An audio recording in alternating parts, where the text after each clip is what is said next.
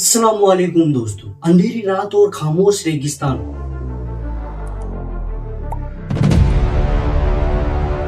और इतिहास का एक ऐसा मोड़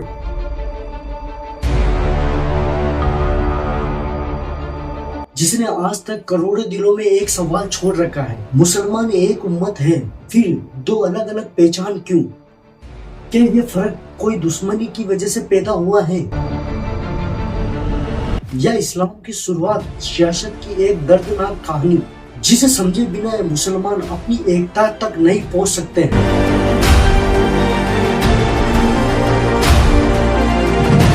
आज हम उसी सच का दरवाजा खोलने वाले हैं गाइस, एक ऐसा सच जो इतिहास का हिस्सा है गाइस।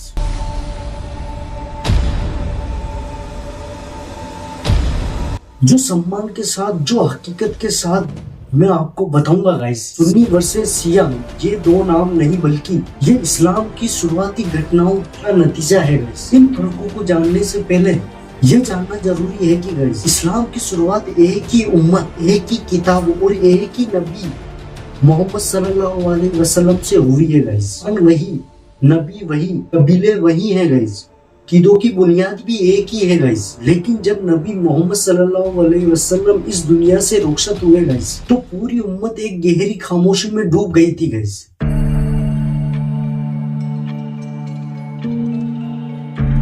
फिर वही सवाल हर दिल महसूस कर रहा था गाइस, हम मुसलमानों की रहनुमाई कौन करेगा? खिलाफत के मामले में सहाबा के बीच अलग अलग राय सामने आई।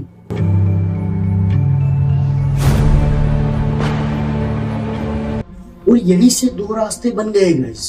किसी ने कहा कौम का लीडर वही होना चाहिए जो तजुर्बे और समझ में सबसे आगे हो, मतलब। और किसी ने कहा रहनुमाई उस घर से होनी चाहिए जो जिससे नबी मोहम्मद सल्लल्लाहु अलैहि वसल्लम खून और खानदान का जुड़ा है। उस टाइम इरादे सबके नेक थे गाइस, लेकिन सोचे अलग अलग थी। यहीं से इस्लामी शुरुआत का एक नया सफर शुरू हुआ गाइस। इन रायों का फर्क आज भी शिया और सुन्नी में फर्क है गाइस, लेकिन कहानी इतनी सीधी नहीं थी गाइस। इसमें आंसू, इम्तिहान और सब्र और सबसे बढ़कर इल्म और तहजीब। और फिर मदीना के एक घर में सहाबा इकराम इकट्ठा हुए। कुरैश के लोग, अंसार के लोग, मुजाहिरीन सभी एक ही बात समझ रहे थे, उम्मत को बिखरने से बचाने के लिए एक नए रहनुमाई की आवश्यकता है। बातचीत शुरू हुई और एक शख्स अपना नजरिया रख रहा था, लेकिन मकसद उसका एक ही था गाइस, उम्मत की एकता। मशवरे हुए, कई राय सामने आई और फिर आखिरकार एक फैसला लिया गया। अबू बकर सिद्दीक रज़ी अल्लाह ताला अन्हु मुसलमानों का पहला खलीफा चुना गया। ये फैसला सिर्फ औपचारिक ऐलान नहीं था गाइस, ये एक ऐसा कदम था जिसने उस वक्त के पूरे अरब को फिर से मजबूत कर दिया गाइस। मदीना की गलियों में ये खबर फैली, अबू बकर रज़ी अल्लाह ताला अन्हु खलीफा चुने गए हैं। और देखते ही देखते पूरा अरब इस फैसले पे मुत्तफिक हो गया। लेकिन ये कहानी यही खत्म नहीं होती है गाइस। कई लोग मानते थे कि हज़रत अली रज़ी अल्लाह ताला अन्हु हज़रत नबी मोहम्मद सल्लल्लाहु अलैहि वसल्लम के सबसे करीब थे और खलीफा का पहला हक उन्हीं का था गाइस। ये एक राय थी और ये एक नजरिया था गाइस। और इस नजरिए से एक फर्क सामने आया गाइस। जिस वक्त उम्मत की एकता दाव पर थी गाइस, उस वक्त हज़रत अली रज़ी अल्लाह ताला अन्हु सबके सामने आकर वो वफादारी का वादा करते हैं जिसने मुसलमानों को फिर से एक कतार में जोड़ दिया था गाइस। लेकिन वक्त के साथ लोगों के मन में ये सवाल बाकी रहा गाइस, कौन पहले खलीफा होना चाहिए था? इसी लोगों के मन में एक गलतफहमी स्टार्ट हो गई थी गाइस। सहाबा के बीच इख्तलाफ हुआ, मतलब उनकी राय एक जैसी नहीं थी गाइस। और ये इख्तलाफ आगे चलकर दो हिस्सों में बढ़ गया गाइस, सुन्नी और शिया। असल में ये लड़ाई मसलक की नहीं थी गाइस, ये तो बस राय का फर्क था। और राय का फर्क दुश्मनी पैदा करने के लिए नहीं होता है गाइस, बल्कि समझ को बढ़ाने के लिए होता है। लेकिन दुश्मनी और नफरत जुदाई में बदल दी थी गाइस उस टाइम। दिना में बढ़ती आबादी और इस्लाम का फैलाव, अलग अलग कबीलों में जुड़ना।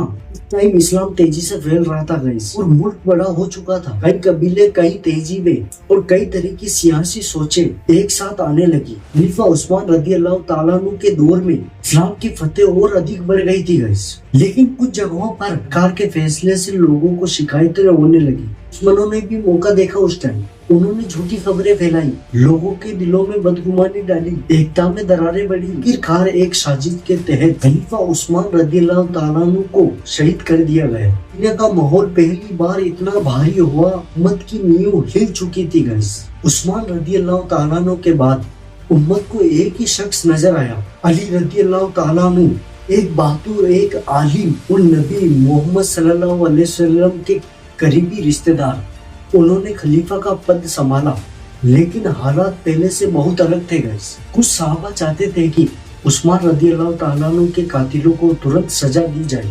लेकिन अली रदियल्लाहु ताला अन्हु ने कहा पहले हालात को संभालना जरूरी है, फिर फैसले होंगे। यहीं से गलत फहमियां और राजनीतिक तनाव, लोगों की अलग अलग राय एक दूसरे से टकराने लगी गाइस। अली के बाद उनके बेटे हसन रदियल्लाहु ताला ने उम्मत की एकता के लिए खुद ही खिलाफत छोड़ दी थी गाइस। ये इस्लाम की सबसे बड़ी मिसालों में से एक है गाइस। लेकिन कुछ साल बाद करबला की धरती पर हुसैन रदियल्लाहु ताला अन्हु को एक जालिम हुक्मरान ने घेर लिया। उन्होंने बेहद से इनकार किया, क्योंकि हक पर समझौता करना उनके लिए मुमकिन ही नहीं था गाइस। हुसैन रदियल्लाहु ताला अन्हु के काफिले पर हमला हुआ गाइस और वो शहीद कर दिए गए। ये इस्लाम के इतिहास की सबसे दर्दनाक घटनाओं में से एक है गाइस। यहीं से कुछ लोगों ने अली और उनके खानदान की विरासत को रहनुमाई का दर्जा देना शुरू कर दिया था गाइस।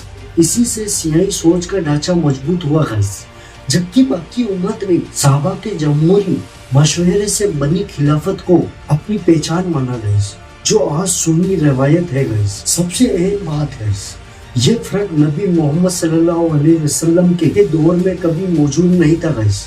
कुरान में कहीं पे भी सुन्नी या शिया शब्द नहीं है गाइस। नबी मोहम्मद सल्लल्लाहु अलैहि वसल्लम ने उम्मत को एक ही कहा है गाइस।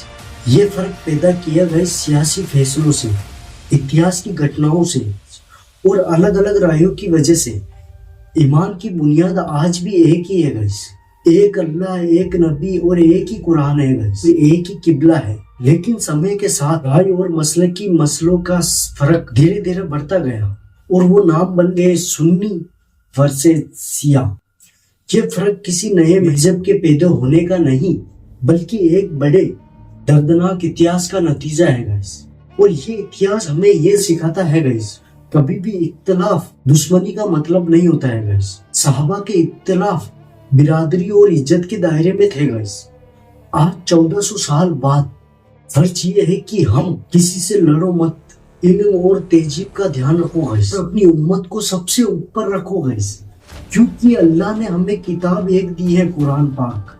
असली जीत इस बात पे नहीं है गाइस कौन किस नाम से है, बल्कि इसमें है कि कौन अल्लाह और उसके रसूल की राह पर चलता है, ज्यादा सच्चाई और सब्र के साथ चलता है। वीडियो अच्छी लगी तो इस वीडियो को लाइक कर देना और चैनल को सब्सक्राइब कर देना गाइस। आप जान चुके होंगे कि शिया और सुन्नी कैसे बने गाइस।